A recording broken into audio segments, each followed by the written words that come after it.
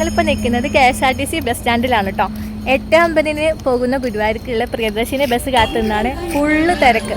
ഇപ്പോൾ സമയം 10:28 ഇപ്പോൾ ബസ് വരും കേട്ടോ. അപ്പോൾ ജസ്റ്റ് ഇനി ബസ്സിൽ കയറിയിട്ട് ആദ്യമായിട്ടുള്ളതാണ് നോക്കിയിട്ട് പറയാം കേട്ടോ.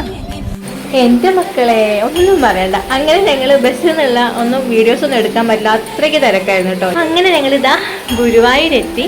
ഇവിടെ വന്നപ്പോഴും അത്യാവശ്യം നല്ല തിരക്കായിരുന്നു, ഞായറാഴ്ചയല്ലേ.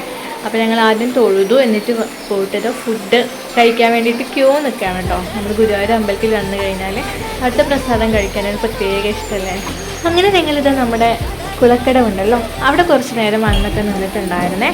അത്യാവശ്യം നല്ല മഴയുണ്ടായിരുന്നു, നല്ല രസമുണ്ടായിരുന്നു ഇങ്ങനെ നോക്കി നിൽക്കാൻ കേട്ടോ.